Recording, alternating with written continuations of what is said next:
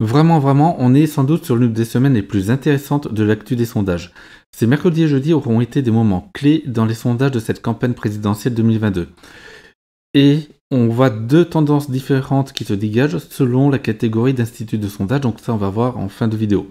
Bienvenue dans l'actu des sondages, c'est Stats et Société, la chaîne qui vous parle de stats et de sujets de société. Comme d'habitude, cette vidéo est en 3 parties. Une première partie pour les sondages sur le premier tour, une seconde sur les seconds tours, et ensuite on regarde l'impact de ces sondages sur le tableau d'ensemble. Donc c'est là qu'on va voir les graphiques qui compilent toutes les estimations sondagières. C'est parti avec Odoxa qui est un revenant car leur dernière publication remonte au 10 décembre, la chaîne n'existait pas encore, et nous allons voir ça tout de suite.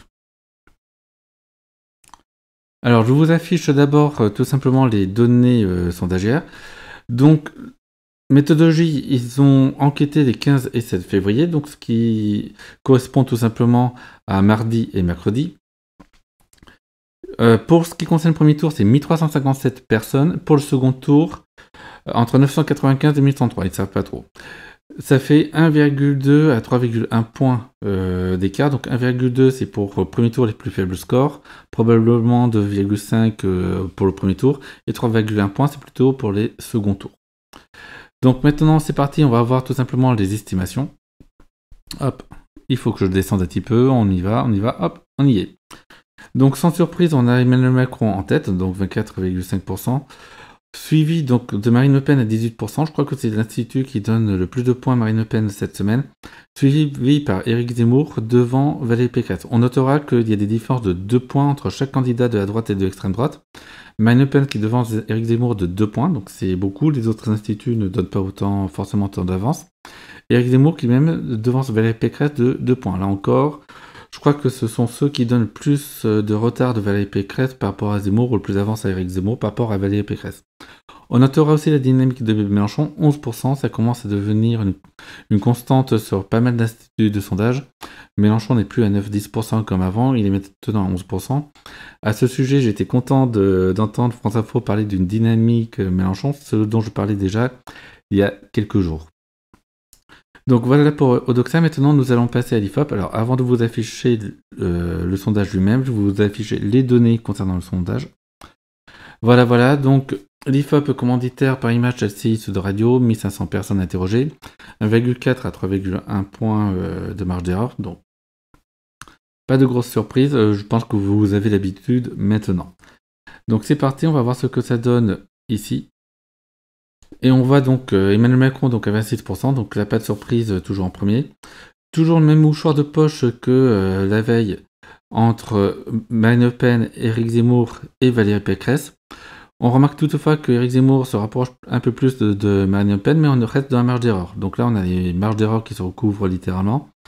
Et on va voir ces prochains jours si finalement non seulement Éric Zemmour aura dépassé Valérie Pécresse, qui semble plutôt bien parti, ça fait quand même un point d'écart, mais s'il va aussi passer par-dessus Marine Le Pen.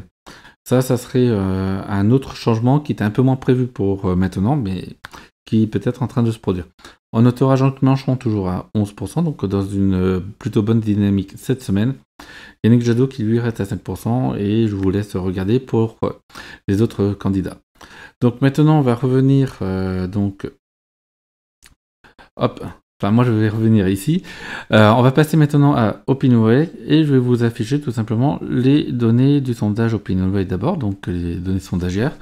Donc vous les avez, les commanditaires, l'échantillon, donc ils sont plus souvent plus proches de 1600 personnes que de 1400. On voit les marges d'erreur, donc là c'est séparé premier tour et second tour. Et surtout ce qui est de bien avec OpinionWay, c'est qu'ils affichent la marge d'erreur directement dans le graphique, donc ce qui permet de vraiment se rendre compte de ce qui se passe. Donc c'est parti, je vais vous afficher tout simplement les estimations d'OpinionWay. Et donc là on voit Emmanuel Macron qui reste en haut, donc là il passe de 25 à 24%, c'est classique. Et la partie qui est vraiment la plus intéressante c'est ici, c'est pour ça que je vous ai réservé OpinionWay un petit peu après. Tout simplement on voit les 3 candidats exactement à égalité. Donc Marine Le Pen, Éric Zemmour et Valérie Pécresse sont à égalité maintenant pour OpinionWay. On remarquera dans le même temps que pour la toute première fois depuis leur sondage, Jean-Luc Mélenchon passe à 11%. Donc c'est cette tendance de Jean-Luc Mélenchon de passer de 9-10% à 11% qui se confirme sondage après sondage, et ça commence à se généraliser. On notera toujours que Yannick Jadot et Fabien Roussel sont tous les deux à 5%, avec Christian Taubira et Anne Hidalgo derrière. Donc voilà pour le premier tour. Maintenant, on va passer au second tour. On va passer donc du coup chez Odoxa. Alors j'ai pas vérifié s'ils faisaient des seconds tours chez Odoxa. Si ça se trouve, ils ne le font pas, ça sera la surprise, on va voir. Donc voilà les seconds tours. Donc on a Emmanuel Macron contre Marine Le Pen. Donc pas de surprise, 56-44%. C'est très classique dans les différents sondages actuellement. Donc un second tour, Emmanuel Macron, Marine Le Pen, sans surprise chez Odoxa. Maintenant on va passer à l'IFOP, le même second tour, donc ils affichent aussi en premier. 54,5, 45,5, donc encore un léger resserrement, même si on est dans la marge d'erreur, mais c'est quand même un petit resserrement entre les deux candidats. On va passer maintenant à ce qu'en pense OpinionWay pour le même duel. Donc 56-44%, donc là encore un grand classique, un léger resserrement par rapport à la veille. On voit que les trois instituts sont plutôt d'accord pour ce second tour. On va passer au second tour suivant, donc Emmanuel Macron contre Valérie Pécresse. Donc là, ils le font en même temps qu'avec Éric Zemmour. Donc Emmanuel Macron contre Valérie Pécresse, donc là, l'écart est vraiment énorme, 59-41%. On est dans un score qui commence, on est presque à 60% pour Emmanuel Macron, donc il faut se rendre compte que 60-40, c'est plutôt le score qu'on a avec Éric Zemmour, tout simplement. Donc ici, ils annoncent un score encore plus gros d'Emmanuel Macron face à Éric Zemmour, 66-34%. Donc voilà pour les seconds tours selon Doxa. Donc maintenant, on va voir le second tour donc avec Valérie Pécresse chez l'IFOP. 56-44%, donc cette constance, c'est aussi assez important, même si c'est moins important que chez Doxa pour Emmanuel Macron. Et ce qu'en pense OpinionWay, 54-46, donc assez classique. Donc maintenant, OpinionWay plutôt sur la fourchette assez basse. Dans tous les cas, les marges d'erreur ne se recouvrent pas. L'écart est quand même assez important. On va passer maintenant au second tour avec Éric Zemmour. Donc, petit rappel chez Odoxa. Donc, 66-34% chez Odoxa. On va voir ce que donne donc l'IFOP. 62-38%, donc un écart qui s'écarte légèrement, mais qui reste dans la norme de ce qui est annoncé depuis le début de cette hypothèse chez l'IFOP. Et on termine avec OpinionWay qui annonce un 61-39%. Donc voilà. Donc maintenant que nous avons fait les seconds tours, nous allons tout simplement revenir pour voir un petit peu la compilation, les chiffres compilés. Et on va commencer par la compilation générale. Donc dans la compilation générale que vous voyez à l'écran, nous avons donc la tendance de Mélenchon qui ici se confirme évidemment, Jadot qui tend peut-être à se reprendre, bon, Emmanuel Macron qui reste à peu près dans les mêmes eaux que pour le moment. On notera donc Valérie Pécresse bien évidemment donc en baisse assez importante, surtout qu'avec un institut, même si c'est un institut parmi 7-8, c'est quand même un institut qui la donne à 12%, c'est important. Marine Le Pen qui est plutôt constante à 7,5%. Notez-le bien parce qu'on va voir que ça peut différer selon les instituts, on va voir ça après. Éric Zemmour, donc, qui lui passe à 14,57%. Ce qu'on peut voir, c'est que ici, en compilant l'ensemble des instituts de sondage, donc il y a Cluster 17, il y a vraiment tout le monde, Éric Zemmour est déjà passé devant Valérie Pécresse. C'est évidemment assez fin. On est dans la marge d'erreur. Mais la tendance tend à se confirmer, et donc très probablement que la semaine prochaine, cet écart pourrait être un écart de 1 point si les tendances se poursuivent, tout simplement. Donc ça fait quand même un petit quart de point, donc c'est pas énorme. On notera tout de même que Marine Le Pen, en trajectoire constante, est sur une trajectoire où Éric Zemmour peut la rattraper en un mois et demi, donc mais de rien, mais cependant Marine Le Pen est ici assez solidement à 7,5%. Notez-le bien parce que lorsqu'on prend seulement des instituts qui publient au moins une fois par semaine un sondage, on a quelque chose de différent. Marine Le Pen maintenant est dans une tendance baissière. Et ça c'est assez intéressant, c'est-à-dire que lorsqu'on prend tous les instituts pêle-mêle, on est en constant. Lorsqu'on prend seulement les instituts qui publient de manière hebdomadaire, donc hors Cluster 17 parce qu'ils ont des corrections méthodologiques, donc c'est en gros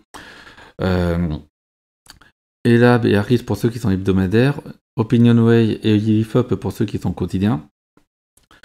Nous avons donc plutôt une baisse. Alors pour le moment, on notera qu'on reste dans les marges d'erreur puisqu'on était à 7,5, donc lorsqu'on prend l'hebdomadaire, donc désolé, 17%, on est un demi-point au-dessus, là on est un demi-point au-dessous, donc finalement on reste dans les marges d'erreur. Par contre, la semaine prochaine, la semaine suivante, il faut à tout prix que l'un des ensembles sondagiers change de cap, parce que si le cap se poursuit, on va avoir un écart qui va être de 1 point environ. Donc un écart de 1 point, ça commence à être important dans une compilation. Comme vous pouvez voir, les tendances sont un peu plus constantes lorsqu'on prend des cumuls de sondages plutôt que sondage par sondage séparément. Donc voilà, donc grosse information là-dessus. On note que Jean-Luc Mélenchon est toujours dans une note positive, donc lui il progresse. On voit que 10,75 il n'est pas très loin des 11%. Yannick Jadot, donc il est assez solidement sur ces 5%, tout comme Emmanuel Macron, donc entre 24 et 25% tout simplement. Et Valérie Pécresse, sans surprise, qui est en baisse, là où Éric Zemmour monte. Un petit quart de point d'écart en faveur d'Éric Zemmour maintenant. Un écart qui risque de grossir donc la semaine prochaine si les choses se confirment. Donc ça sera quelque chose de très intéressant à voir. Donc si les dynamiques se poursuivent, là on voit que ici par contre c'est encore plus flagrant. Si Marine Le Pen continue à perdre 0,5 points par semaine et que Éric Zemmour lui en gagne aussi 0,5 points par semaine, avec juste un point d'écart, dans 3 semaines ils sont au même niveau. Donc ça c'est quelque chose qu'on va voir. Est-ce que ça va se confirmer? Donc peut-être que début mars, peut-être que mi-mars, Éric Zemmour va passer devant Marine Le Pen dans les sondages. Donc ça, c'est ce que ça promet à voir, puisque si on reprend, et là je refais le rappel, désolé, je suis peut-être un petit peu lourd, c'est que si on prend tout le monde, on n'a pas exactement la même histoire. Là, les courbes peuvent se croiser, mais un peu plus tardivement, et peut-être pas tout à fait au premier tour. Donc voilà, donc je pense qu'on a fait un petit peu le tour de l'actu des sondages tout simplement. On a maintenant une vision assez claire. Donc cette semaine, c'est vraiment la semaine d'un premier croisement, donc un croisement entre Valérie Pécresse et Zemmour qui est en train de s'opérer sous nos yeux.